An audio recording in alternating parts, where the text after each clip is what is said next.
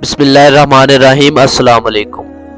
آج کی ویڈیو میں آپ لوگوں کے ساتھ صحیح بخاری کی چند احادیث بیان کرنے والا ہوں جو کہ آپ کے دل کو چھو جائیں گی۔ تو آپ سب سے گزارش ہے کہ ویڈیو کے انت تک لازمی دیکھیے گا۔ تو چلیے ویڈیو کو سٹارٹ کرتے ہیں۔ صحیح بخاری 21 نمبر حدیث۔ آپ صلی اللہ علیہ وآلہ وسلم نے فرمایا، جس شخص میں یہ 3 باتیں ہوں گی وہ ایمان کا مزہ پا لے گا۔ ایک یہ کہ وہ شخص جسے اللہ اور اس کا رسول ان کے ماسوا سے زیادہ عزیز ہوں، اور دوسرا یہ کہ جو کسی بندے سے محض اللہ ہی کے لیے محبت کرے، اور تیسری بات یہ کہ جسے اللہ نے کفر سے نجات دی ہو پھر دوبارہ کفر اختیار کرنے کو وہ ایسا برا سمجھے جیسا آگ میں گر جانے کو برا جانتا ہے۔ صحیح بخاری 22 نمبر حدیث۔ آپ صلی اللہ علیہ وآلہ وسلم نے فرمایا، جب جنتی جنت میں اور دوزخی دوزخ میں داخل ہو جائیں گے، اللہ پاک فرمائے گا، جس کے دل میں رائی کے دانے کے برابر بھی ایمان ہو اس کو بھی دوزخ سے نکال لو۔ تب ایسے لوگ دوزخ سے نکال لیے جائیں گے اور وہ جل کر کوئلے کی طرح سیاہ ہو چکے ہوں گے، پھر زندگی کی نہر میں یا بارش کے پانی میں ڈالے جائیں گے۔ یہاں راوی کو شک ہو گیا ہے کہ اوپر کے راوی نے کون سا لفظ استعمال کیا ہے۔ اس وقت وہ دانے کی طرح اگ آئیں گے جس طرح ندی کے کنارے دانے اگ آتے ہیں۔ کیا تم نے نہیں دیکھا کہ دانہ زردی مائل پیچ در پیچ نکلتا ہے؟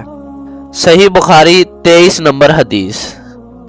رسول اللہ صلی اللہ علیہ وآلہ وسلم نے فرمایا کہ میں ایک وقت سو رہا تھا، میں نے خواب میں دیکھا کہ لوگ میرے سامنے پیش کیے جا رہے ہیں اور وہ کرتے پہنے ہوئے ہیں، کسی کا کرتا سینے تک ہے اور کسی کا اس سے نیچا ہے۔ پھر میرے سامنے عمر بن الخطاب لائے گئے، ان کے بدن پر جو کرتا تھا اسے وہ گھسیٹ رہے تھے، یعنی ان کا کرتا زمین تک نیچے تھا۔ صحابہ نے پوچھا کہ یا رسول اللہ، اس کی کیا تعبیر ہے؟ آپ نے فرمایا کہ اس سے دین مراد ہے۔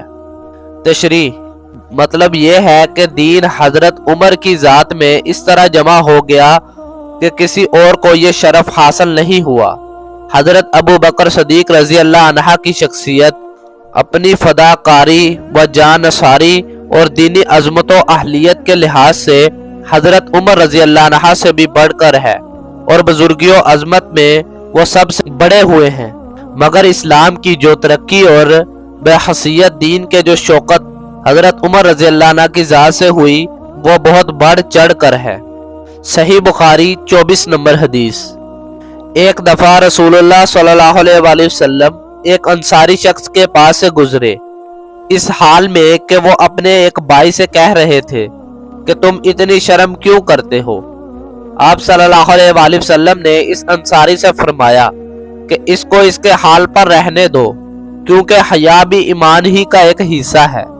صحیح بخاری 25 نمبر حدیث۔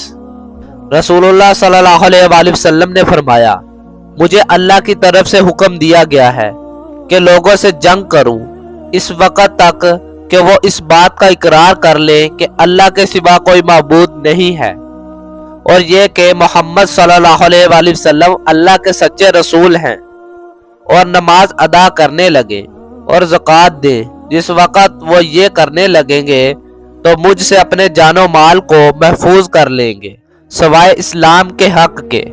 رہا ان کے دل کا حال تو ان کا حساب اللہ کے ذمے ہے۔ تو یہ تھی صحیح بخاری کی چند احادیث جو کہ امید کرتا ہوں آپ کو بہت ہی پسند آئی ہوں گی۔ اگر آپ کو یہ حدیث پسند آئی ہیں تو آپ سب سے گزارش ہے کہ ان احادیث کو اپنے دوستوں اپنی فیملی ممبر سے بھی شیئر کریں۔ ایسی ویڈیو اپنے فیملی ممبرز اور دوستوں سے ضرور شیئر کیا کریں۔